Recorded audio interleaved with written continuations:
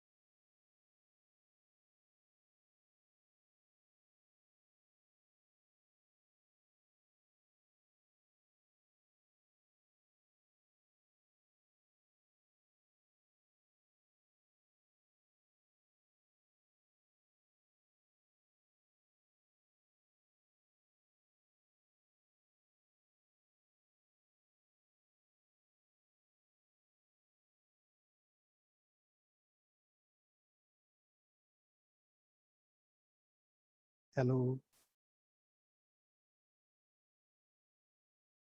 Please clear सारे Audible है सारे ਨੂੰ वॉइस आ रही है जी Good evening, sir. Sir, your voice is very low. Okay ਹੁਣ ठीक है Yes, sir. ओके बेटा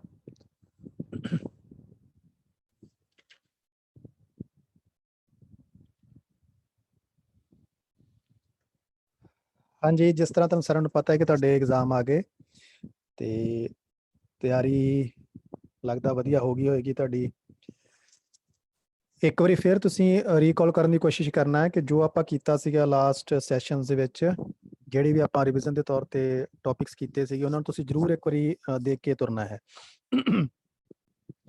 ਇਸ ਤੋਂ ਇਲਾਵਾ ਜਿਹੜੀਆਂ ਗਾਈਡਲਾਈਨਸ ਜਿਹੜੀਆਂ ਹੈਗੀਆਂ ਨੇ ਉਹਨਾਂ ਦੇ ਸੰਬੰਧ ਵਿੱਚ ਆਪਾਂ ਥੋੜੀ ਜਿਹੀ ਗੱਲ ਕਰ ਲਈਏ ਕਿ ਇੱਕ ਸਾਰਿਆਂ ਨੇ ਪੇਪਰ ਬੋਰਡ ਜ਼ਰੂਰ ਲੈ ਕੇ ਆਉਣਾ ਪੇਪਰ ਬੋਰਡ ਸਾਰਿਆਂ ਨੇ ਜ਼ਰੂਰ ਲੈ ਕੇ ਆਉਣਾ ਹੈ ਤੇ ਬਾਕੀ ਤੁਸੀਂ ਸਾਰੇ ਸਿਆਣੇ ਹੋ ਪੈਨ ਵਗੈਰਾ ਆਪਦੇ ਸਾਰੇ ਨਾਲ ਲੈ ਕੇ ਪਾਣੀ ਦੀ ਬੋਤਲ ਜ਼ਰੂਰੀ ਹੋਵੇ ਤੁਹਾਡੇ ਕੋਲੇ ਸੈਨੀਟਾਈਜ਼ਰ ਮਾਸਕ ਇਹਨਾਂ ਚੀਜ਼ਾਂ ਧਿਆਨ ਰੱਖਣਾ ਪੇਪਰ ਬੋਰਡ ਹਰ ਹਾਲਤ ਵਿੱਚ ਲੈ ਕੇ ਹੀ ਆਉਣਾ ਹੈ ਪੇਪਰ ਬੋਰਡ ਦੇ ਬਿਨਾਂ ਤੁਸੀਂ ਔਖੇ ਹੋਵੋਗੇ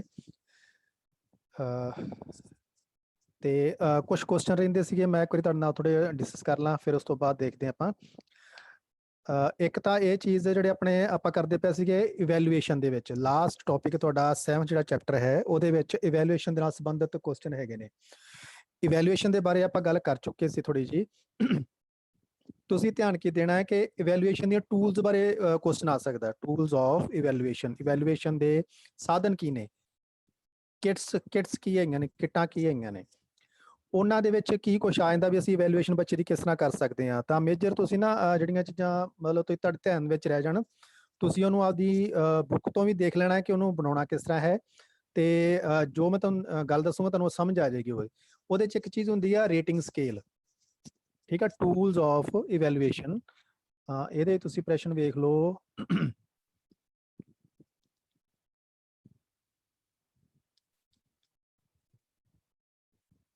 ਦੇਖਦਾ ਜਦੋਂ ਆਪਾਂ ਗੱਲ ਕਰਦੇ ਪਏ ਆ ਇਵੈਲੂਏਸ਼ਨ ਦੇ ਜਿਹੜੇ ਟੂਲਸ ਹੈਗੇ ਨੇ ਉਹ ਕਿਹੜੇ ਹੁੰਦੇ ਨੇ ਮੇਜਰ ਉਹਦੇ ਜਿਹੜਾ ਜ਼ਿਆਦਾ ਤੁਹਾਡੇ ਧਿਆਨ ਦੇ ਵਿੱਚ ਰਹਿਣੀਆਂ ਚੀਜ਼ਾਂ ਹੈਗੀਆਂ ਨੇ ਉਹ ਹੋਣੀ ਚਾਹੀਦੀ ਹੈ ਕਿ ਤਾਂ ਰੇਟਿੰਗ ਸਕੇਲ ਦਾ ਮਤਲਬ ਕੀ ਹੁੰਦਾ ਜਿਵੇਂ ਅੱਜ ਕੱਲ ਹੁਣ ਦੇਖੋ ਫਿਲਮਸ ਵਗੈਰਾ ਰਿਲੀਜ਼ ਹੁੰਦੀਆਂ ਨੇ ਆਪਾਂ ਨੂੰ ਕਹਿੰਦੇ ਨਾ ਜਾਂ ਤੁਸੀਂ ਕੋਈ ਵੀ ਐਪ ਯੂਜ਼ ਕਰਦੇ ਹੋ ਕੋਈ ਗੇਮ ਖੇਡਦੇ ਹੋ ਉਹ 'ਚ ਰੇਟਿੰਗ ਆ ਜਾਂਦੀ ਹੈ ਤੁਸੀਂ ਬੈਂਕ ਦਾ ਕੋਈ ਸੌਫਟਵੇਅਰ ਯੂਜ਼ ਕਰਦੇ ਹੋ ਉਹ 'ਚ ਰੇਟਿੰਗ ਪੁੱਛ ਲੈਂਦੇ ਵੀ ਦੱਸੋ ਇਹਦੀ ਰੇਟਿੰਗ ਤੁਸੀਂ ਕਿੰਨੀ ਦੇਣਾ ਚਾਹੁੰਦੇ ਹੋ 1 2 3 4 5 ਤਾਂ ਇਹ ਗੱਲ ਯਾਦ ਰਹੇਗੀ ਦਿਮਾਗ ਦੇ ਵਿੱਚ ਰੇਟਿੰਗ ਦਾ ਮਤਲਬ ਜਿਹੜਾ ਵੀ ਤੁਹਾਡਾ ਸਟੂਡੈਂਟ ਹੈਗੇ ਨੇ ਤੁਸੀਂ ਉਹਨਾਂ ਦੀ ਇਵੈਲੂਏਸ਼ਨ ਕਰਨੀ ਹੈ ਦੇਖੋ ਇਵੈਲੂਏਸ਼ਨ ਸਾਰਾ ਸਾਲ ਚੱਲਦੀ ਰਹਿੰਦੀ ਹੈ ਓਕੇ ਤੇ ਇਵੈਲੂਏਸ਼ਨ ਜਿਹੜੀ ਹੈਗੀ ਆ ਜਿਹੜੀ ਬੈਸਟ ਇਵੈਲੂਏਸ਼ਨ ਆ ਉਹ ਸਾਰਾ ਸਾਲ ਬੱਚੇ ਦੀ ਹੋਣੀ ਹੁੰਦੀ ਹੈ ਤੁਹਾਡੇ ਕੋਲੇ ਤੁਸੀਂ ਉਹਨੂੰ ਆਪਦੀ ਕਲਾਸ ਦੇ ਵਿੱਚ ਤੁਸੀਂ ਉਹਦਾ ਐਗਜ਼ਾਮ ਲੈਂਦੇ ਹੋਏ ਤੁਸੀਂ ਕਲਾਸ ਵਿੱਚ ਪੜਾਉਂਦੇ ਹੋਏ ਹਰ ਵੇਲੇ ਤੁਸੀਂ ਉਹਨੂੰ ਇਵੈਲੂਏਟ ਕਰ ਸਕਦੇ ਹੋ ਬੱਚੇ ਨੂੰ ਤੇ ਤੁਹਾਡੇ ਕੋਲੇ ਸਾਧਨ ਕਿਹੜੇ ਹੋ ਸਕਦੇ ਨੇ ਉਹਦੇ 'ਚ ਇੱਕ ਚੀਜ਼ ਆ ਗਈ ਜਿਵੇਂ ਆਪਾਂ ਗੱਲ ਕਰਦੇ ਹਾਂ ਰੇਟਿੰਗ ਸਕੇਲ ਦੇ ਉੱਤੇ ਕੀ ਹੁੰਦਾ ਹੈ ਕਿ ਅਸੀਂ ਕੁਝ ਪੱਖ ਚੁਣ ਲੈਂਦੇ ਹਾਂ ਕੁਝ ਅਸੀਂ ਬੱਚੇ ਦੇ ਐਸਪੈਕਟ ਲੈ ਲੈਂਦੇ ਹਾਂ ਕਿ ਅਸੀਂ ਉਹ ਪਤਾ ਕਰਨਾ ਚਾਹੁੰਦੇ ਹਾਂ ਕਿ ਇਹਦੇ ਵਿੱਚ ਬੱਚੇ ਨੂੰ ਕਿੰਨੀ ਕੁ ਮਹਾਰਤ ਹਾਸਲ ਹੋ ਗਈ ਆ ਮੰਨ ਲਓ ਅਸੀਂ ਇਹ ਦੇਖਣਾ ਚਾਹੁੰਦੇ ਕਿ ਬੱਚੇ ਦੀ ਖੇਡ ਵਿੱਚ ਰੁਚੀ ਕਿੰਨੀ ਆ ਤਾਂ ਉਹਦੀ ਜਿਹੜੀ ਖੇਡ ਦੀ ਵਿੱਚ ਰੁਚੀ ਹੈਗੀ ਅਸੀਂ ਉਹਨੂੰ ਮਾਰਕਸ ਅਸੀਂ ਪਹਿਲਾਂ ਆਪਦੇ ਕੋਲੇ ਬਣਾ ਕੇ ਰੱਖ ਲਾਂਗੇ ਰੇਟਿੰਗ ਸਕੇਲ ਕਿ ਜੇ 5 ਤੋਂ ਵੱਧ ਆਉਂਦੇ ਆ ਤਾਂ ਉਹਦੀ ਕੀ ਕੈਟਾਗਰੀ ਆ 5 ਤੋਂ ਘੱਟ ਆਉਂਦੇ ਕੀ ਕੈਟਾਗਰੀ ਆ ਤਾਂ ਇਸ ਤਰ੍ਹਾਂ ਤੁਸੀਂ ਰੇਟਿੰਗ ਸਕੇਲ ਬਣਾ ਸਕਦੇ ਹੋ ਠੀਕ ਹੈ ਤੁਸੀਂ ਆਪ ਬਣਾ ਸਕਦੇ ਹੁੰਦੇ ਆ ਇੱਕ ਅਧਿਆਪਕ ਇੱਕ ਕੇਅਰ ਟੇਕਰ ਜਿਹੜਾ ਹੈਗਾ ਉਹ ਆਪ ਬਣਾ ਸਕਦਾ ਜਿਵੇਂ ਅਸੀਂ ਦੇਖੋ ਉਹਦੇ ਘਰ ਦੇ ਵਿੱਚ ਬੱਚੇ ਦੀ ਵੈਲਿਊਏਸ਼ਨ ਕਰਨਾ ਚਾਹੁੰਦੇ ਆ ਕਿ ਅਸੀਂ ਚਾਹੁੰਦੇ ਕਿ ਮੈਂ ਦੇਖਾਂ ਕਿ ਬੱਚਾ ਕਿਹੜੀ ਚੀਜ਼ ਵਿੱਚ ਜ਼ਿਆਦਾ ਐਕਟਿਵ ਪਾਰਟਿਸਿਪੇਟ ਕਰਦਾ ਕਿਹੜੀ ਚ ਘੱਟ ਕਰਦਾ ਉਹ ਮਿਊਜ਼ਿਕ ਦੇ ਵਿੱਚ ਧਿਆਨ ਜ਼ਿਆਦਾ ਦਿੰਦਾ ਗੇਮਸ ਵਿੱਚ ਧਿਆਨ ਜ਼ਿਆਦਾ ਦਿੰਦਾ ਆਊਟਡੋਰ ਗੇਮਸ 'ਚ ਧਿਆਨ ਜ਼ਿਆਦਾ ਦਿੰਦਾ ਇਨਡੋਰ 'ਚ ਘੱਟ ਜ਼ਿਆਦਾ ਧਿਆਨ ਦਿੰਦਾ ਠੀਕ ਹੈ ਸੋਸ਼ਲ ਮੀਡੀਆ ਦੇ ਵਿੱਚ ਮਲਟੀਮੀਡੀਆ ਦੇ ਵਿੱਚ ਕਿੱਧਰ ਧਿਆਨ ਜ਼ਿਆਦਾ ਦਿੰਦਾ ਤਾਂ ਇਹਨਾਂ ਚੀਜ਼ਾਂ ਨੂੰ ਪਤਾ ਕਰਨ ਵਾਸਤੇ ਅਸੀਂ ਰੇਟਿੰਗ ਸਕੇਲ ਬਣਾ ਸਕਦੇ ਹਾਂ ਕਲੀਅਰ ਹੈ ਜੀ ਧਿਆਨ ਰਹੇਗਾ ਤੁਹਾਡੀ ਬੁੱਕ ਦੇ ਵਿੱਚ ਕੁਝ ਰੇਟਿੰਗ ਸਕੇਲਸ ਬਣੀਆਂ ਵੀ ਹੋ ਸਕਦੀਆਂ ਤੁਸੀਂ ਉਹਨਾਂ ਨੂੰ ਦੇਖ ਸਕਦੇ ਹੋ ਤਾਂ ਕਿ ਤੁਹਾਡੇ ਨੂੰ ਯਾਦ ਰਹੇ ਦੂਸਰਾ ਹੈਗਾ ਜਾਂਚ ਸੂਚੀ ਹਿੰਦੀ ਚ ਆਪਾਂ ਇਹਨਾਂ ਨੂੰ ਕਹਿੰਦੇ ਜਾਂਚ ਸੂਚੀ ਅੰਗਰੇਜ਼ੀ ਦੇ ਵਿੱਚ ਆਪਾਂ ਇਹਨੂੰ ਕਹਾਂਗੇ ਚੈੱਕ ਲਿਸਟ ਕੀ ਹੁੰਦਾ ਕਿ ਜਿਵੇਂ ਤੁਸੀਂ ਆਪਦਾ ਦੇਖੋ ਕਰੋ ਧਿਆਨ ਦੇ ਵਿੱਚ ਜੋ ਤੁਸੀਂ ਆਪਣਾ ਬਣਾਇਆ ਸੀ ਪ੍ਰੋਜੈਕਟ ਦੇ ਅਗਲੇ ਬੰਨੇ ਤੁਸੀਂ ਜਾਂਚ ਸੂਚੀ ਲਾ ਲੈਂਦੇ ਹੋ ਚੈੱਕ ਲਿਸਟ ਲਾ ਲੈਂਦੇ ਹੋ ਕਿ ਮੈਂ ਕੀ ਕੁਛ ਇਹਦੇ ਵਿੱਚ ਸ਼ਾਮਲ ਕਰ ਦਿੱਤਾ ਜਾਂ ਕੋਈ ਚੀਜ਼ ਰਹਿ ਤਾਂ ਨਹੀਂ ਗਈ, ਕੋਈ ਮਿਸ ਤਾਂ ਨਹੀਂ ਹੋਗੀ। ਅਸੀਂ ਕਿਤੇ ਬਾਹਰ ਅੰਦਰ ਜਾਣ ਲੱਗਦੇ ਹਾਂ, ਅਸੀਂ ਇੱਕ ਸੂਚੀ ਬਣਾ ਲੈਂਦੇ ਹਾਂ, ਚੈੱਕਲਿਸਟ ਬਣਾ ਲੈਂਦੇ ਹਾਂ ਕਿ ਮੈਂ ਕੀ ਸਮਾਨ ਲੈ ਕੇ ਆਣਾ ਸੀ, ਕੀ ਰਹਿ ਗਿਆ ਉਹਦੇ ਚੋਂ, ਔਰ ਉਹਦੇ ਸਾਹਮਣੇ ਕੀ ਕਰਦੇ ਹਾਂ, ਯੈਸ ਨੋ ਜਾਂ ਟਿਕ ਕ੍ਰੋਸ। ਠੀਕ ਹੈ, ਜਿਵੇਂ ਟਿਕ ਕ੍ਰੋਸ ਵਾਲੇ ਕੁਐਸਚਨ ਹੁੰਦੇ ਨੇ। ਨਹੀਂ, ਇੰਡੈਕਸ ਨਹੀਂ, ਇੰਡੈਕਸ ਤਾਂ ਸੂਚੀ ਹੁੰਦੀ ਨਾ, ਉਹ ਹੁੰਦੀ ਆ ਸੂਚਨਾ ਦੇਣ ਵਾਸਤੇ। ਇੰਡੈਕਸ ਨਹੀਂ, ਉਹ ਚੈੱਕਲਿਸਟ, ਮਤਲਬ ਵੀ ਅਸੀਂ ਕੋਈ ਪ੍ਰੈਪਰੇਸ਼ਨ ਕਰਦੇ ਪਏ ਕਿਸੇ ਕੰਮ ਦੀ, ਔਰ ਉਹਦੀ ਚੈੱਕਲਿਸਟ ਬਣਾਉਂਦੇ ਆ ਕਿ ਮੈਂ ਆਹ ਕੰਮ ਕਰਨਾ ਸੀ। ਕਿ ਅਸੀਂ ਮੰਨ ਲਓ ਅਸੀਂ ਘਰੇ ਫੰਕਸ਼ਨ ਕਰਦੇ ਹਾਂ, ਤਾਂ ਅਸੀਂ ਕੀ ਕਹਾਂਗੇ, ਅਸੀਂ ਸਾਰੇ ਮਹਿਮਾਨਾਂ ਨੂੰ ਸੂਚਿਤ ਕਰ ਦਿੱਤਾ, ਉਹਦੇ ਸਾਹਮਣੇ ਲਾਵਾਂਗੇ ਯੈਸ ਜਾਂ ਨੋ, ਕਿ ਅਸੀਂ ਆਹ ਸਮਾਨ ਲੈ ਕੇ ਆਉਣਾ ਸੀ, ਉਹ ਲੈ ਆਂਦਾ, ਯੈਸ ਜਾਂ ਨੋ, ਜਾਂ ਟਿਕ ਜਾਂ ਕ੍ਰੋਸ। ਉਹੀ ਚੀਜ਼ ਅਸੀਂ ਬੱਚੇ ਤੇ ਲਾਗੂ ਕਰਾਂਗੇ। ਬੱਚੇ ਦੀ ਅਸੀਂ ਵੈਲਿਊਏਸ਼ਨ ਕਰਦੇ ਪਏ ਹਾਂ, ਤਾਂ ਬੱਚੇ ਦੀ ਵੈਲਿਊਏਸ਼ਨ ਕਰਦੇ ਹੋਏ ਅਸੀਂ ਕੁਛ ਉਵੇਂ ਹੀ ਪਹਿਲੂ ਲੈ ਲਾਂਗੇ ਕਿ ਮੰਨ ਲਓ 3 ਸਾਲ ਦਾ ਬੱਚਾ, 3 ਸਾਲ ਦੇ ਬੱਚੇ ਦੇ ਵਿੱਚ ਅਸੀਂ ਕੀ ਚੀਜ਼ਾਂ ਹੋਣੀਆਂ ਚਾਹੀਦੀਆਂ ਨੇ, ਉਹਦੇ 'ਚ ਕਿਹੜੇ ਗੁਣ ਹੋਣੇ ਚਾਹੀਦੇ ਨੇ, ਉਹਦੇ 'ਚ ਕਿਹੜੇ ਵਿਵਹਾਰ ਆ ਚੁੱਕੇ ਹੋਣੇ ਚਾਹੀਦੇ ਨੇ। 3 ਸਾਲ ਦਾ ਬੱਚਾ 3 ਜਾਂ 4 ਸ਼ਬਦ ਬੋਲ ਲੈਂਦਾ ਹੈ, ਠੀਕ ਹੈ, ਯੈਸ ਜਾਂ ਨੋ। ਕੀ ਉਹ ਬੋਲਣ ਲੱਗੇ ਤੁਤਲਾਉਂਦਾ ਤਾਂ ਨਹੀਂ ਹੈ, ਯੈਸ ਜਾਂ ਨੋ। ਠੀਕ ਹੈ, ਸਾਫ਼ ਬੋਲਦਾ ਹੈ, ਉਹਦੀ ਵੋਕੈਬਲਰੀ, ਉਹਦਾ ਸ਼ਬਦ ਭੰਡਾਰ ਕਿੰਨਾ ਕੁ ਹੈਗਾ। ਤਾਂ ਇਸ ਤਰ੍ਹਾਂ ਦੀਆਂ ਜਿਹੜੀਆਂ ਚੀਜ਼ਾਂ ਆਈਆਂ ਨੇ ਨਾ, ਕਿਉਂਕਿ ਦੇਖੋ ਅਸੀਂ ਪਹਿਲਾਂ ਪਿੱਛੇ ਪੜ੍ਹ ਚੁੱਕੇ ਹਾਂ ਕਿ 3 ਸਾਲ ਦੇ ਬੱਚੇ ਦੇ ਵਿੱਚ ਕਿਹੜੀ ਕੈਪੇਬਿਲਿਟੀਜ਼ ਆ ਜਾਂਦੀਆਂ ਨੇ, 3 ਤੋਂ ਲੈ ਕੇ 4 ਸਾਲ ਦੇ 6 ਸਾਲ ਦੇ ਬੱਚੇ 'ਚ ਕਿਹੜੀ ਕੈਪੇਬਿਲਿਟੀਜ਼ ਆ ਜਾਂਦੀਆਂ ਨੇ। ਤਾਂ ਉਹਨੂੰ ਇਵੈਲੂਏਟ ਕਰਨ ਵਾਸਤੇ ਕਿ ਹਾਂ ਉਹਦੀ ਉਮਰ ਦੇ ਹਿਸਾਬ ਦੇ ਨਾਲ ਉਹ ਬੱਚਾ ਸਹੀ ਲੈਵਲ ਤੇ ਜਾ ਰਿਹਾ, ਤਾਂ ਅਸੀਂ ਉਹਦੀ ਜਾਂਚ ਸੂਚੀ ਬਣਾਵਾਂਗੇ, ਚੈੱਕਲਿਸਟ ਬਣਾਵਾਂਗੇ।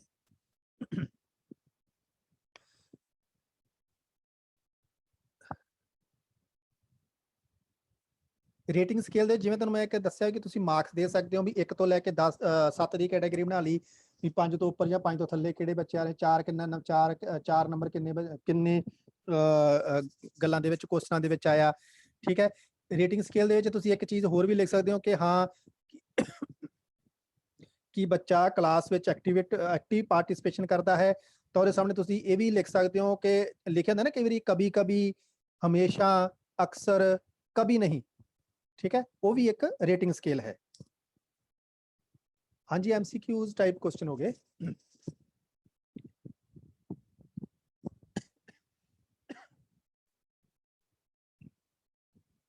इस तो इलावा एक हुंदा वृद्धि चार्ट, ग्रोथ चार्ट।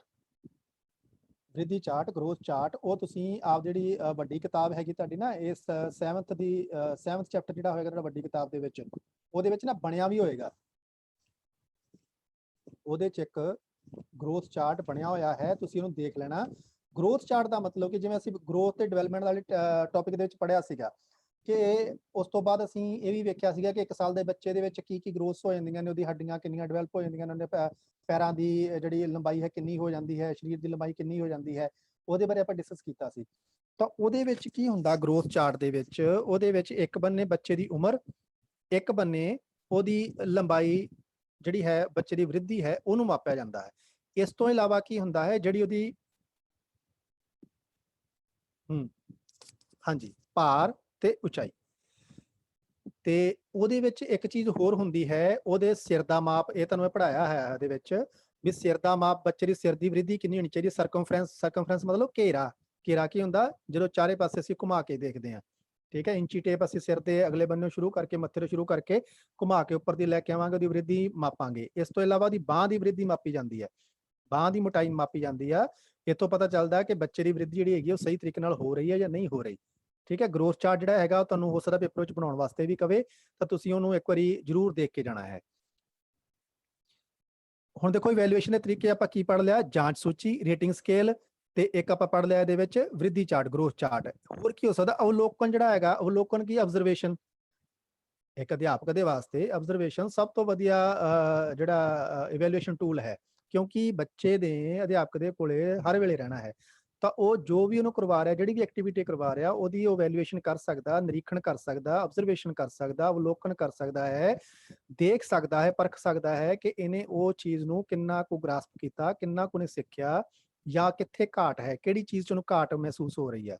ਤੇ ਵੈਲੂਏਸ਼ਨ ਜਿਹੜੀ ਹੈਗੀ ਹਰ ਵੇਲੇ ਚੱਲਦੀ ਰਹਿੰਦੀ ਆ। ਕਿਹੜੇ ਲੈਵਲ ਦੀ, ਅਵਲੋਕਨ ਦੀ, ਮਤਲਬ ਆਬਜ਼ਰਵੇਸ਼ਨ।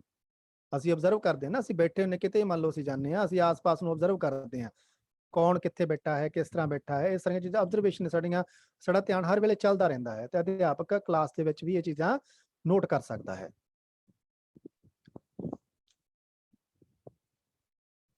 ਪ੍ਰਸ਼ਨ ਪੁੱਛਣਾ।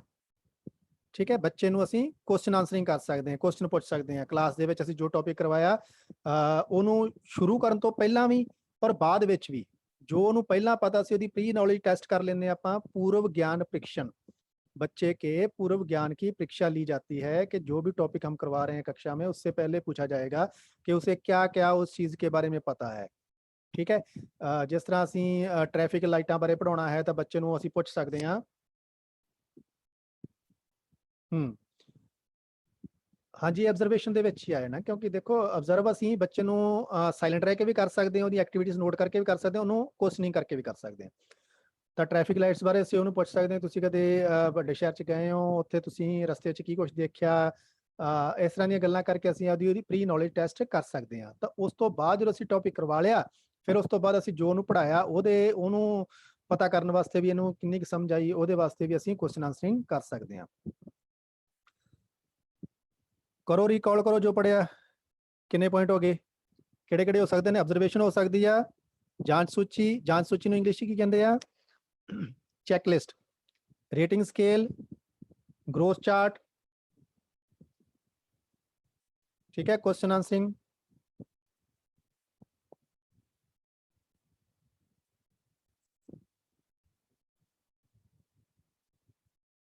एक होर जो ਅਸੀਂ ਬੱਚਿਆਂ ਨੂੰ ਹੋਮਵਰਕ ਦਿੰਨੇ ਆ। ਠੀਕ ਹੈ, ਹੋਮਵਰਕ ਹੋ ਗਿਆ ਜਾਂ ਬੱਚਿਆਂ ਨੂੰ ਕਲਾਸ ਵਰਕ ਹੋਮਵਰਕ, ਇਹ ਦੋਨੋਂ ਚੀਜ਼ਾਂ ਆ ਗਈਆਂ।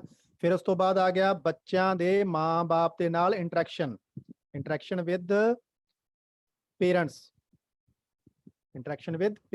ਉਹ ਵੀ ਇਵੈਲੂਏਸ਼ਨ ਦਾ ਤਰੀਕਾ ਹੈ, ਕਿਉਂਕਿ ਅਸੀਂ ਵੇਖਾਂਗੇ ਕਿ ਬੱਚਾ ਘਰ ਵਿੱਚ ਕਿਸ ਤਰ੍ਹਾਂ ਮਾਹੌਲ ਹੈ ਬੱਚੇ ਦਾ, बच्चा घर में जाके अपने अभिभावकों के साथ कैसे रहता है, उनसे कैसे बातचीत करता है, वो घर में काम करता है या नहीं करता है, ये सारी चीजें कहाँ से फीडबैक मिलेगी, उसके माँ बाप से।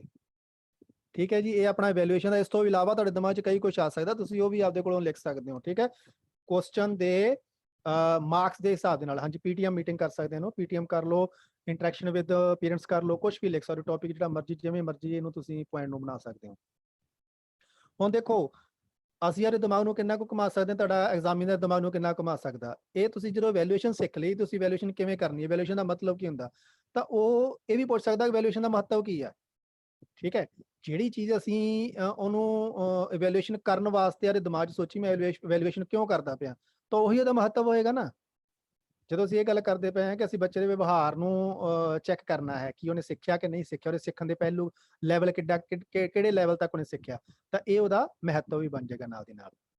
ਠੀਕ ਹੈ, ਜਦੋਂ ਅਸੀਂ ਕਹਿੰਦੇ ਕਿ ਪੇਰੈਂਟ ਟੀਚਰ ਮੀਟਿੰਗ ਕਰਨੀ ਹੈ, ਤਾਂ ਉਹਦੇ 'ਚ ਕੀ ਮਹੱਤਵ ਬਣ ਗਿਆ ਕਿ ਉਹਦੇ ਵਿੱਚ ਉਸ ਕਿਰਿਆ ਦੇ ਨਾਲ ਬੱਚੇ ਦੇ ਮਾਂ-ਬਾਪ ਦੇ ਨਾਲ ਇੰਟਰੈਕਸ਼ਨ ਵੱਧ ਗਈ। ਠੀਕ ਹੈ, ਸਾਨੂੰ ਉਹਦੇ ਬਾਰੇ ਹੋਰ ਜਾਣਕਾਰੀ ਮਿਲੂਗੀ। ਹੋਰ ਕੀ ਪਤਾ ਲੱਗ ਸਕਦਾ, ਬੱਚੇ ਦੀਆਂ ਬਿਮਾਰੀਆਂ ਬਾਰੇ ਪਤਾ ਲੱਗ ਸਕਦਾ, ਬੱਚੇ ਨੂੰ ਕੋਈ ਇੰਟਰਨਲ ਬਿਮਾਰੀ ਤਾਂ ਨਹੀਂ ਹੈਗੀ, ਬੱਚੇ ਨੂੰ ਕੋਈ ਦੂਸਰੀ ਆਪਾਂ ਕਹਿੰਦੇ ਜਿਹਨੂੰ ਹੈਰੀਡਿਟੀ ਦੇ ਵਿੱਚ ਕੋਈ ਪ੍ਰੋਬਲਮ ਤਾਂ ਨਹੀਂ ਹੈਗੀ, ਪਿੱਛੋਂ ਕੋਈ ਪ੍ਰੋਬਲਮ ਤਾਂ ਨਹੀਂ ਚੱਲੀ ਆ ਰਹੀ, ਕੋਈ ਬਿਮਾਰੀ ਤਾਂ ਨਹੀਂ ਚੱਲੀ ਆ ਰਹੀ। ਠੀਕ ਹੈ, ਬਿਹੇਵੀਅਰ ਦਾ ਪਤਾ ਲੱਗਦਾ ਹੈ, ਉਹਦੇ ਰਹਿਣ ਸਹਿਣ ਦਾ ਪਤਾ ਲੱਗਦਾ ਹੈ, ਉਹਦੀ ਕੈਪੇਬਿਲਿਟੀਜ਼ ਦਾ ਪਤਾ ਲੱਗਦਾ ਹੈ। ਇਹ ਸਾਰੀਆਂ ਚੀਜ਼ਾਂ ਮਹੱਤਵ ਦੇ ਵਿੱਚ ਵੀ ਆ ਜਾਣਗੀਆਂ, ਇੰਪੋਰਟੈਂਸ ਦੇ ਵਿੱਚ ਵੀ ਆ ਜਾਣਗੀਆਂ।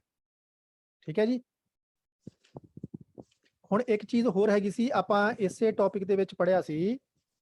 ਹਾਂਜੀ, ਇਸੇ ਟੌਪਿਕ ਦੇ ਵਿੱਚ ਆਪਾਂ ਪੜ੍ਹਿਆ 7 ਦੇ ਵਿੱਚ ਹੀ ਆਪਾਂ ਪੜ੍ਹਿਆ ਸੀ ਕਰੀਕੁਲਮ ਦੇ ਬਾਰੇ। ਠੀਕ ਹੈ, ਵੀ ਕਰੀਕੁਲਮ ਕਿਉਂ ਬਣਾਇਆ ਜਾਂਦਾ ਹੈ ਜਾਂ ਕੀ ਹੁੰਦਾ ਹੈ ਕਰੀਕੁਲਮ ਤੇ ਸਿਲੇਬਸ ਦੇ ਵਿੱਚ ਫਰਕ ਆਪਾਂ ਗੱਲ ਕੀਤੀ ਸੀਗੀ।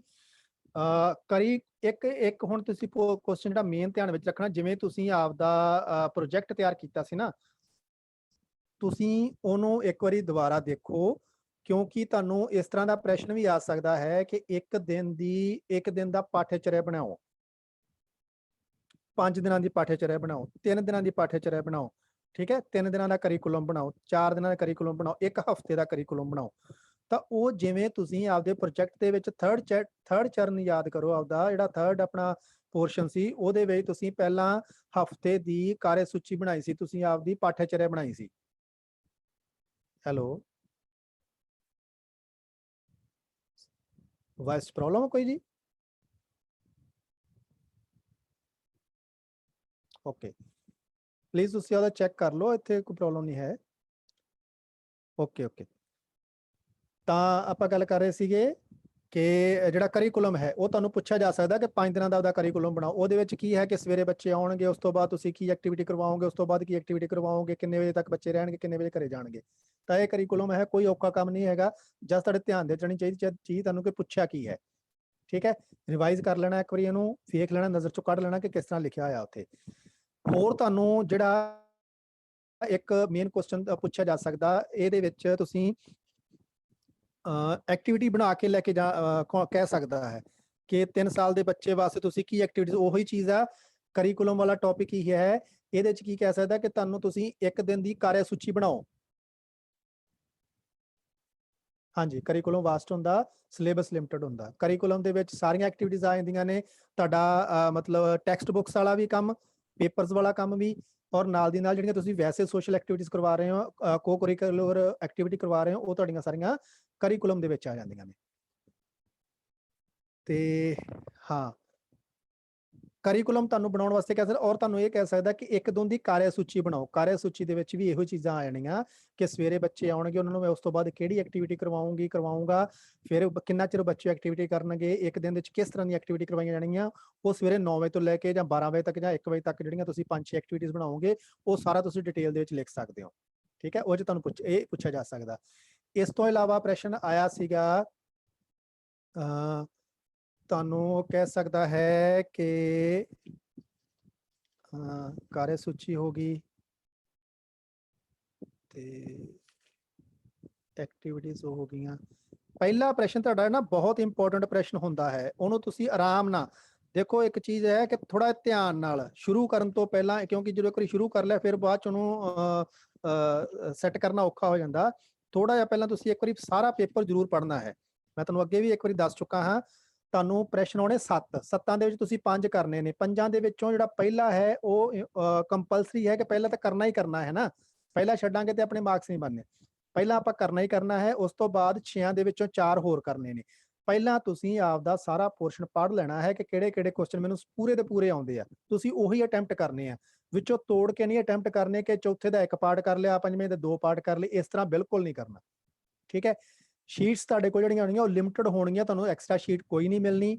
ਉਹਦੇ ਮੇਰੇ ਖਿਆਲ ਅੰਦਾਜ਼ਾ 28 ਪੇਜ ਹੁੰਦੇ ਨੇ, ਤੇ ਤੁਸੀਂ ਆਪਦੇ ਕੁਐਸਚਨਾਂ ਨੂੰ ਉਸ ਹਿਸਾਬ ਨਾਲ ਹੈਂਡਲ ਕਰ ਲੈਣਾ ਕਿ ਮੈਂ ਕਿੰਨੇ ਪੇਜ ਇੱਕ ਪ੍ਰਸ਼ਨ ਵਾਸਤੇ ਵਰਤਣੇ ਨੇ। 20 ਨੰਬਰ ਦੇ ਪ੍ਰਸ਼ਨ ਵਾਸਤੇ ਤੁਸੀਂ 5 ਪੇਜਾਂ ਦੇ ਵਿੱਚ ਮੈਨੂੰ ਸਮੇਟ ਲਾਓਗੇ ਮੈਨੂੰ ਲੱਗਦਾ, ਤੇ ਤੁਸੀਂ ਇਸ ਚੀਜ਼ ਦਾ ਧਿਆਨ ਰੱਖਣਾ ਹੈ। ਇੱਕ ਤੁਹਾਨੂੰ ਮੈਂ ਅੱਗੇ ਕਰਵਾ ਹੀ ਦਿੱਤਾ ਸੀਗਾ ਕਿ ਇੰਟੀਰੀਅਰ ਕਿਸ ਤਰ੍ਹਾਂ ਦਾ ਹੋਣਾ ਚਾਹੀਦਾ, ਇਸ ਤੇ ਵੀ ਪ੍ਰਸ਼ਨ ਆ ਸਕਦਾ ਹੈ। ਤੇ ਹਾਂ, ਇੱਕ ਨਾ ਸ਼ਾਰਟ ਨੋਟ ਹੈਗੇ ਨੇ। ਸ਼ਾਰਟ ਨੋਟ ਕੀ ਹੈਗੇ ਨੇ ਕਿ ਕਿਹੜੀਆਂ ਮਤਲਬ 7ਵੇਂ ਦੇ ਵਿੱਚ ਹੀ, ਹਾਂਜੀ, ਕਿਹੜੀਆਂ ਸੰਸਥਾਵਾਂ ਜਿਹੜੀਆਂ ਕੰਮ ਕਰਦੀਆਂ ਰਹੀਆਂ ਨੇ ICDS ਦੇ ਅੰਤਰਗਤ, ਜਾਂ ਜਿਹੜੀਆਂ NGO ਹੋ ਸਕਦੀਆਂ ਨੇ, ਜਿਹੜੀਆਂ ਪੁਰਾਣੀਆਂ ਪਹਿਲਾਂ ਲੋਕ ਆਪਣੇ ਲੈਵਲ ਤੇ ਕੰਮ ਕਰਦੇ ਸੀ। ਆਰਗੇਨਾਈਜੇਸ਼ਨ ਕਿਹੜੀਆਂ ਹੈਗੀਆਂ ਸੀ, ਜਿਵੇਂ ਮੋਬਾਈਲ ਕ੍ਰੈਚ, ਇਹ ਵਾਰ-ਵਾਰ ਆਇਆ ਹੋਇਆ। ਮੋਬਾਈਲ ਕ੍ਰੈਚ ਕੀ ਸੀਗਾ? ਮੋਬਾਈਲ ਕ੍ਰੈਚ ਦਾ ਮਤਲਬ ਜਿੱਥੇ ਵੀ ਬੱਚੇ ਮਿਲਦੇ ਨੇ ਉੱਥੇ ਜਾ ਕੇ ਪੜ੍ਹਾਉਣ ਦੀ ਉਹਨਾਂ ਨੂੰ ਸੁਵਿਧਾ ਦੇਣੀ, ਬੱਚਿਆਂ ਨੂੰ ਉੱਥੇ ਜਾ ਕੇ ਪੜ੍ਹਾਉਣਾ। ਇਹਦੇ ਵਿੱਚ ਕੀ ਪੜ੍ਹਾਉਣਾ ਇਕੱਲਾ ਨਹੀਂ, ਨਾਲ ਪੋਸ਼ਣ ਵੀ ਦੇਣਾ, ਉਹਨਾਂ ਨੂੰ ਖੁਰਾਕ ਵੀ ਦੇਣੀ। ਰਾਜੇ ਲੌਂਗ ਕੁਐਸਚਨ ਹੀ ਆ, ਸਾਰੇ ਲੌਂਗ ਕੁਐਸਚਨ ਹੀ ਆਉਣੇ ਆ। ਠੀਕ ਹੈ, ਬਸ ਇਹ ਹੈਗਾ ਕਿ ਉਹਦੇ ਪਾਰਟਸ ਬਣੇ ਹੋਣਗੇ। ਜਦੋਂ ਆਉਣੇ ਹੀ ਆਪਾਂ ਕਰਨੇ 5 ਦੇ ਵਿੱਚ ਪਾਰਟਸ ਹੋਣਗੇ। ਇੱਕ ਪ੍ਰਸ਼ਨ ਦੇ ਵਿੱਚ 2-2 3-3 ਪਾਰਟ ਹੋ ਸਕਦੇ ਆ।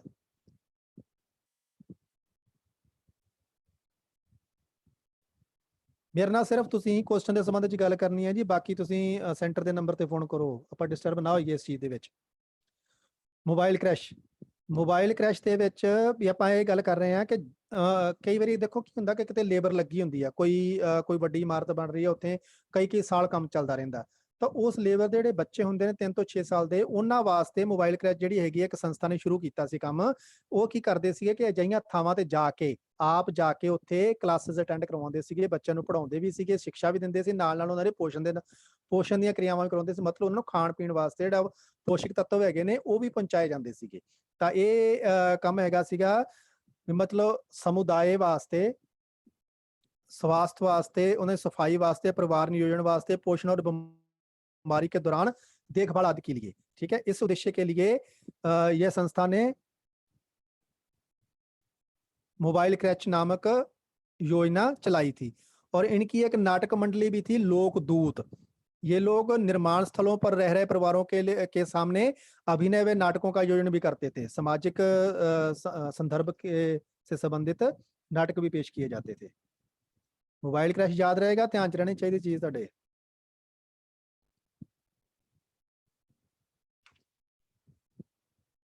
कुछ होर संस्थावां भी ਹੈਗੀਆਂ ਨੇ, ਇਹ ਥੋੜਾ ਤੁਸੀਂ ਆਪ ਪੜ੍ਹ ਲੈਣਾ ਹੈ। ਇੱਕ ਚੀਜ਼ ਹੋਰ, ਜਿਹੜਾ ਆਪਣਾ ਕਰਿਕੂਲਮ ਹੈ, ਕਰਿਕੂਲਮ ਦੇ ਵਿੱਚ ਹੋ ਸਕਦੇ ਨੇ ਦੀਰਘਕਾਲੀਨ ਲਕਸ਼ਯ ਔਰ ਅਲਪਕਾਲੀਨ ਲਕਸ਼ਯ। ਦੀਰਘ ਦਾ ਮਤਲਬ ਹੁੰਦਾ ਲੰਬਾ, ਦੂਰ। ਮੋਬਾਈਲ ਕ੍ਰੈਚ ਜੇ ਸੀਗਾ, ਮੋਬਾਈਲ ਕ੍ਰੈਚ ਦੇ ਵਿੱਚ ਮੰਨ ਲਓ ਕਿਸੇ ਜਗ੍ਹਾ ਦੇ ਉੱਤੇ ਲੰਬਾ ਸਮਾਂ ਜਿਵੇਂ ਲੇਬਰ ਲੱਗੀ ਰਹਿੰਦੀ ਹੈ ਨਾ, ਜਾਂ ਕਿਤੇ ਇਹੋ ਜਿਹੀ ਏਰੀਆ ਦੇ ਵਿੱਚ ਜਿੱਥੇ ਬੱਚਿਆਂ ਦੇ ਪੜ੍ਹਨ ਵਾਸਤੇ ਜਾਣ ਵਾਸਤੇ ਸਾਧਨ ਨਹੀਂ ਹੈਗੇ, ਉਹਦੇ ਮਾਪੇ ਲੇਬਰ ਦੇ ਵਿੱਚ ਕੰਮ ਕਰਦੇ ਨੇ, ਕੋਈ ਕੰਸਟਰਕਸ਼ਨ ਚੱਲ ਰਹੀ ਹੈ ਕਿਤੇ, ਉੱਥੇ ਦੂਰੋਂ ਪ੍ਰਵਾਸੀ ਪਰਿਵਾਰ ਜਾਂ ਆਪਣੇ ਏਰੀਆ ਦੇ ਪਰਿਵਾਰ ਵੀ ਜਾ ਕੇ ਉੱਥੇ ਰਹਿਣ ਲੱਗ ਜਾਂਦੇ ਨੇ ਜਿੰਜਰ ਕੰਸਟਰਕਸ਼ਨ ਚੱਲਦੀ ਰਹਿੰਦੀ ਹੈ। ਤਾਂ ਪਰ ਉਹਨਾਂ ਦੇ ਬੱਚਿਆਂ ਵਾਸਤੇ ਤਾਂ ਕਿਉਂਕਿ ਉਹ ਵਾਰ-ਵਾਰ ਜਗ੍ਹਾ ਬਦਲਦੇ ਰਹਿੰਦੇ ਨੇ, 2-2 3-3 ਸਾਲ ਵਿੱਚ, 1 ਸਾਲ ਕਿਤੇ ਲਾ ਲਿਆ, 1.5 ਸਾਲ ਕਿਤੇ ਲਾ ਲਿਆ, ਤੇ ਇਸ ਤਰ੍ਹਾਂ ਉਹ ਬੱਚੇ ਕਿਤੇ ਵੀ ਪੜ੍ਹਨ ਨਹੀਂ ਜਾ ਸਕਦੇ ਜਾਂ ਕਿਸੇ ਵੀ ਆਂਗਣਵਾੜੀ ਬਾਲਵਾੜੀ ਦੇ ਵਿੱਚ ਨਹੀਂ ਜਾ ਪਾਉਂਦੇ। ਤਾਂ ਅਜਿਹੀ ਲੋਕਾਂ ਦੇ ਵਾਸਤੇ, ਅਜਿਹੇ ਬੱਚਿਆਂ ਨੂੰ ਸਿਹਤ ਸਹੂਲਤਾਂ ਔਰ ਪੋਸ਼ਣ ਦੇਣ ਵਾਸਤੇ ਅਜਿਹੀ ਸੰਸਥਾ ਸ਼ੁਰੂ ਕੀਤੀ ਗਈ ਸੀ ਜਿਹਨੂੰ ਕਹਿੰਦੇ ਆ ਮੋਬਾਈਲ ਕ੍ਰੈਚ, ਤਾਂ ਕਿ ਉੱਥੇ ਜਾ ਕੇ ਬੱਚਿਆਂ ਦੀ ਦੇਖਭਾਲ ਕੀਤੀ ਜਾ ਸਕੇ। ਦੀਰਘਕਾਲੀਨ ਤੇ ਅਲਪਕਾਲੀਨ। ਅਲਪਕਾਲੀਨ ਮਤਲਬ ਸ਼ਾਰਟ ਟਰਮ। ਸ਼ਾਰਟ ਟਰਮ ਦੇ ਵਾਸਤੇ ਜਿਹੜੇ ਆਪਾਂ ਲਕਸ਼ਯ ਏਮਸ ਨਿਰਧਾਰਿਤ ਕਰਦੇ ਆ, ਏਮਸ ਫਾਰ ਸ਼ਾਰਟ ਟਰਮ। ਔਰ ਲੌਂਗ ਟਰਮ ਦੇ ਵਾਸਤੇ ਦੀਰਘਕਾਲੀਨ, ਲੰਬੇ ਸਮੇਂ ਵਾਸਤੇ, ਦੀਰਘ ਲੰਬਾ। ਤਾਂ ਉਹ ਕਿਹੜੇ ਏਮਸ ਹੁੰਦੇ ਨੇ ਜਿਹੜੇ ਅਸੀਂ ਲੰਬੇ ਸਮੇਂ ਵਾਸਤੇ ਨਿਸ਼ਚਿਤ ਕਰਦੇ ਆ, ਜਾਂ ਉਹ ਕਿਹੜੇ ਏਮਸ ਨੇ ਜਿਹੜੇ ਅਸੀਂ ਸ਼ਾਰਟ ਟਾਈਮ ਵਾਸਤੇ ਨਿਸ਼ਚਿਤ ਕਰਦੇ ਆ? ਇਹ ਤੁਹਾਡਾ ਪ੍ਰਸ਼ਨ ਹੈਗਾ 10ਵਾਂ, 7ਵੇਂ ਦੇ ਵਿੱਚ 10ਵਾਂ।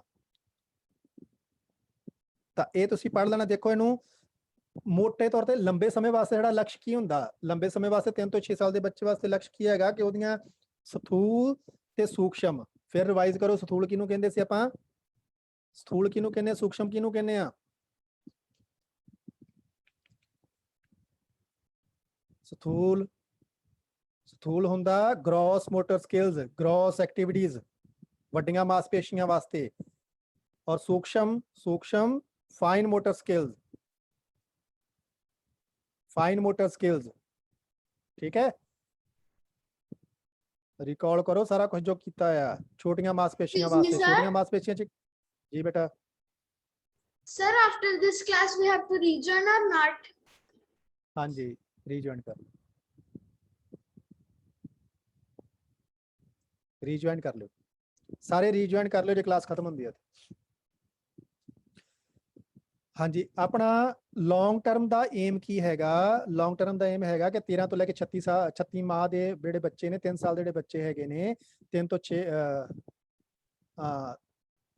3 ਸਾਲ ਦੇ ਜਿਹੜੇ ਬੱਚੇ ਹੈਗੇ ਨੇ, ਉਹਨਾਂ ਦੀਆਂ ਮਾਸਪੇਸ਼ੀਆਂ ਜਿਹੜੀਆਂ ਨੇ ਛੋਟੀਆਂ ਤੇ ਵੱਡੀਆਂ, ਉਹ ਉਹਨਾਂ ਤੇ ਨਿਯੰਤਰਣ ਕਰਨਾ ਸਿੱਖ ਜਾਵੇ। ਨਿਯੰਤਰਣ ਕਰਨ ਦਾ ਸਿੱਖ ਜਾਵੇ ਮਤਲਬ ਕਿ ਬੱਚਾ ਤੁਰਨਾ ਸਿੱਖ ਜਾਵੇ ਆਪਣੇ ਆਪ। ਠੀਕ ਹੈ, ਬੱਚਾ ਆਪਦੇ ਹੱਥਾਂ ਨਾਲ, ਆਪਦੀਆਂ ਉਂਗਲਾਂ ਦੇ ਨਾਲ ਚੀਜ਼ਾਂ ਨੂੰ ਪਕੜਨਾ ਸਿੱਖ ਜਾਵੇ, ਉਹਦੀਆਂ ਅੱਖਾਂ ਤੇ ਹੱਥਾਂ ਦਾ ਤਾਲਮੇਲ ਵਧੀਆ ਹੋ ਜਾਵੇ। ਹੁਣ ਇਹ ਹੈਗਾ ਦੀਰਘਕਾਲੀਨ। ਇਹਦੇ ਚ ਸ਼ਾਰਟਕਾਲੀਨ, ਸ਼ਾਰਟ ਟਰਮ ਕੀ ਹੋ ਸਕਦਾ? ਸ਼ਾਰਟ ਟਰਮ ਦੇ ਵਿੱਚ ਅਸੀਂ ਇਸ ਏਮ ਨੂੰ ਹਾਸਲ ਕਰਨ ਵਾਸਤੇ ਕੀ ਕਰਾਂਗੇ? ਲੰਮਾ ਏਮ ਸਾਡਾ ਕੀ ਹੈ? ਬੱਚਾ ਤੁਰਨਾ ਸਿੱਖ ਜਾਵੇ। ਤੇ ਸ਼ਾਰਟ ਟਰਮ ਦੇ ਵਿੱਚ ਅਸੀਂ ਕੀ ਕਰਾਵਾਂਗੇ? ਫਿਰ ਬੱਚੇ ਨੂੰ ਤੁਰਨਾ ਸਿਖਾਵਾਂਗੇ, ਉਹਨੂੰ ਹੱਥ ਫੜ ਕੇ, ਉਹਨੂੰ ਚੀਜ਼ਾਂ ਕਿਸੇ ਵਸਤੂ ਦੇ ਨਾਲ ਖੜੇ ਕਰਕੇ ਤੁਰਨ ਦੀ ਪ੍ਰੈਕਟਿਸ ਕਰਾਵਾਂਗੇ। ਅਸੀਂ ਚਾਹੁੰਦੇ ਹਾਂ ਕਿ ਬੱਚਾ ਲਿਖਣਾ ਸਿੱਖ ਜਾਵੇ, 3 ਸਾਲ ਦਾ ਬੱਚਾ। ਉਹਦੇ ਵਾਸਤੇ ਕੀ ਕਰਨਾ ਪਊਗਾ? ਸਾਨੂੰ ਉਹਦੀਆਂ ਉਂਗਲਾਂ ਦੀ ਪਕੜ ਮਜ਼ਬੂਤ ਕਰਨੀ ਪਊਗੀ। ਉਹਦੇ ਵਾਸਤੇ ਸਾਨੂੰ ਉਹਦੀਆਂ ਇਹ ਤਰੀਆਂ ਦੀਆਂ ਐਕਟੀਵਿਟੀ ਕਰਵਾਉਣੀਆਂ ਪੈਣਗੀਆਂ ਜਿਨ੍ਹਾਂ ਨਾਲ ਉਹਦੇ ਉਂਗਲਾਂ ਦੀ ਪਕੜ ਮਜ਼ਬੂਤ ਹੋਵੇ। ਠੀਕ ਹੈ ਜੀ, ਇਹਨੂੰ ਇਹ ਤੁਹਾਨੂੰ ਇਹ ਇੱਕ ਟੌਪਿਕ ਕਰਵਾਉਣ ਦਾ ਮੇਰਾ ਮਤਲਬ ਸੀ ਤੁਹਾਨੂੰ ਧਿਆਨ ਵਿੱਚ ਰਹਿ ਜਾਵੇ ਕੀ ਕੁਝ ਹੁੰਦਾ ਹੈ। मोटे तौर पे पढ़ लो बस। शालापूर्व बच्चों में संज्ञानात्मक योग्यताएं विकसित करना। ठीक है, मुख्य एम की हैगा संज्ञानात्मक योग्यताएं विकसित करना। फिर की हैगा आत्मविश्वास तथा स्व योग्यता विकसित करना, सेल्फ कॉन्फिडेंस पैदा करना। ठीक है, सेल्फ रिलायबिलिटी पैदा करना। शिशुओं को यह जानने में सहायता करना कि वे चीजों पर प्रभाव डाल सकते हैं।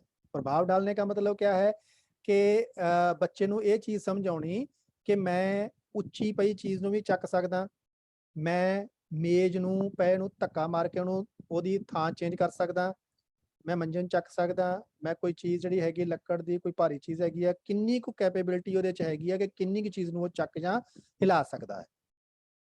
ਠੀਕ ਹੈ, ਇਹ ਆਪਣੇ ਮੁੱਖ ਏਮ ਨੇ। ਇਹਨਾਂ ਨੂੰ ਪੂਰਾ ਕਰਨ ਵਾਸਤੇ ਅਸੀਂ ਸ਼ਾਰਟ ਟਰਮ ਦੇ ਵਿੱਚ ਕੀ ਕੁਝ ਕਰਾਂਗੇ ਉਹ ਤੁਸੀਂ ਇੱਥੋਂ ਪੜ੍ਹ ਲੈਣਾ। 10ਵਾਂ ਪ੍ਰਸ਼ਨ ਹੈ ਜੀ, 10th ਕੁਐਸਚਨ।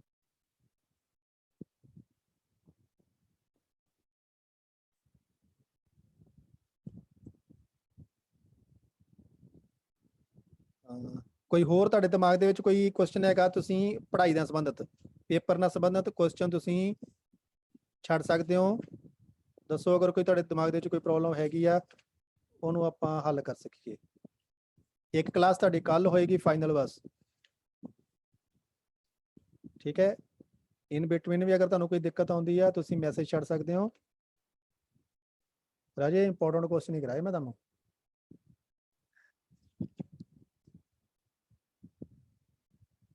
ਤੁਸੀਂ ਭਾਵੇਂ ਸਾਰੇ ਲੈਕਚਰ ਪੂਰੇ ਨਾ ਵੀ ਸੁਣੋਗੇ ਨਾ, ਉਹਨੂੰ ਸਕਿਪ ਕਰ ਕਰਕੇ ਮੜਾ ਸਕਿਪ ਕਰ ਕਰਕੇ ਸੈਕੰਡ ਥਰਡ ਬੁੱਕ ਬਾਅਦ ਚ ਪਹਿਲਾ ਪੇਪਰ ਦੇ ਲਈਏ।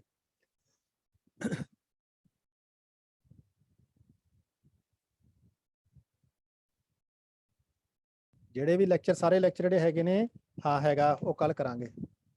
ਸਟੇਜਸ ਵਾਲਾ ਕੱਲ ਕਰਾਂਗੇ, ਹੈਗਾ ਯਾਦ ਆ ਮੈਨੂੰ। ਉਹ ਤੁਹਾਨੂੰ ਤਾਜ਼ਾ ਕਰਾ ਕੇ ਭੇਜਣਾ।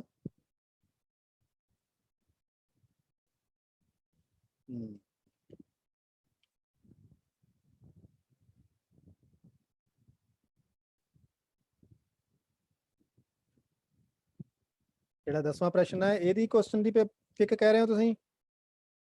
ਪਿਆਜੇ ਵਾਲੇ ਰਾਜੇ ਕੱਲ ਲਾਸਟ ਕੁਐਸਚਨ ਹੋ।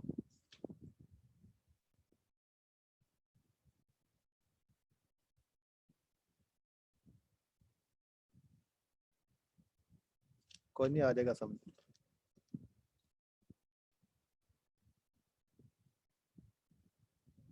लास्ट टाइमिंग मैसेज हो जाएगा था।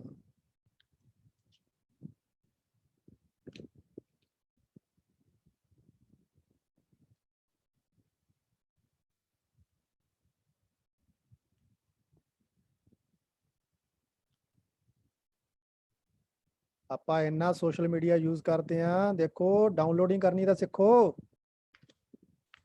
ਇਗਨੋ ਤੇ ਸਾਰਾ ਕੁਝ ਪਿਆ ਆ, ਇਗਨੋ ਵਿੱਚ ਜਾਓ, ਡਾਊਨਲੋਡ ਦੇ ਵਿੱਚ ਜਾਓ, ਉਹਦੇ ਤੁਹਾਡੇ ਕੁਐਸਚਨ ਪੇਪਰ ਹੈਗੇ ਲਾਸਟ। ਵੈਸੇ ਮੈਂ ਟਰਾਈ ਕਰਦਾ, ਅਗਰ ਹੋਇਆ ਤੇ ਮੈਂ ਤੁਹਾਨੂੰ ਸੈਂਡ ਵੀ ਕਰਵਾ ਦਿੰਦਾ।